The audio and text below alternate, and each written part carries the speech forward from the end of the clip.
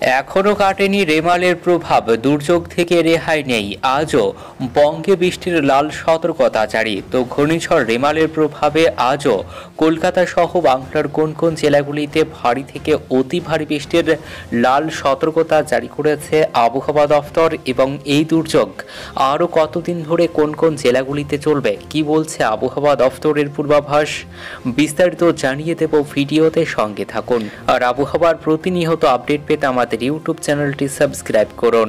মঙ্গলবার 28শে মে দক্ষিণবঙ্গের ফাড়া কাটলেও ভারী থেকে অতি ভারী বৃষ্টি হতে পারে উত্তরবঙ্গের একাধিক জেলায়। আজ মঙ্গলবারও দুর্যোগ মুক্ত নয় পশ্চিমবঙ্গ, পূর্বাভাস দিল আলিপুর আবহাওয়া দফতর। রেমালের দাপট কলকাতার উপর থেকে চলে গেলেও শেষ হয়ে যায়নি রেমালের রেশ। মঙ্গলবার 28শে মে ভারী থেকে অতি ভারী বৃষ্টির সম্ভাবনার কথা শুনিয়েছে আবহাওয়া দফতর।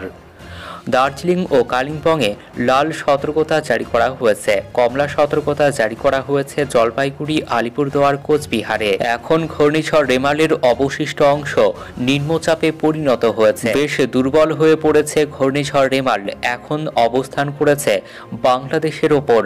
গত 8 ঘন্টায় 12 কিলোমিটার বেগে উত্তর পূর্ব দিকে অগ্রসর হয়েছে ঘূর্ণিঝড় রেমালের অবশিষ্ট অংশ।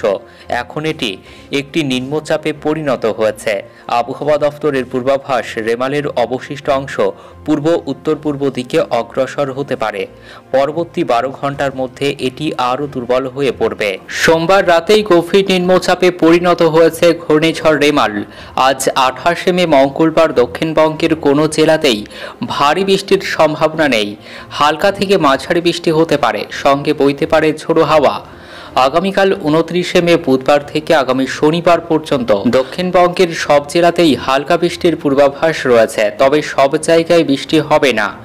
আজ মঙ্গলবার 28শে মে থেকে উত্তরবঙ্গে বৃষ্টি বাড়বে। দার্জিলিং, জলপাইগুড়ি সহ একাধিক জেলায় বৃষ্টি এবং ঝোড়ো হাওয়ার সতর্কতা জারি করা হয়েছে। শক্তি হারিয়ে নিম্নচাপে পরিণত ঘূর্ণিঝড় রেমাল। ঘূর্ণিঝড় রেমালের প্রভাব থেকে এখন অনেকটাই মুক্ত দক্ষিণবঙ্গ। আজ মঙ্গলবার এর কিছুটা প্রভাবে উত্তরবঙ্গে ভারী বৃষ্টি ও ঝোড়ো হাওয়ার সম্ভাবনা রয়েছে। দক্ষিণবঙ্গের কোনো জেলাতেই আজ ভারী বৃষ্টির সম্ভাবনা নেই। হালকা থেকে মাঝারি বৃষ্টি হতে পারে, এমনটাই জানিয়েছে আবহাওয়া দফতর। ঘূর্ণিঝড় রেমালের টানে অনেকটাই এগিয়ে এসেছে দক্ষিণ পশ্চিম মৌসুমী বায়ু। আগামী 4 থেকে 5 দিনের মধ্যে ভারতের মূল ভূখণ্ড কেরলে পৌঁছে যাবে মৌসুমী বায়ু।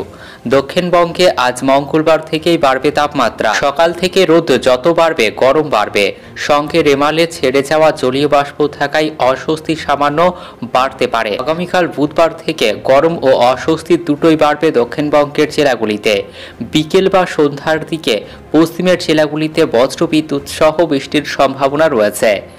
উত্তরবঙ্গে আজ মঙ্গলবার ভারী বৃষ্টির পূর্বাভাস রয়েছে, সঙ্গে দমকা ঝোড়ো হাওয়া বইবে। উপরের দিকের 3 জেলাতে বৃষ্টি চলবে আগামী 2 থেকে 3 দিন।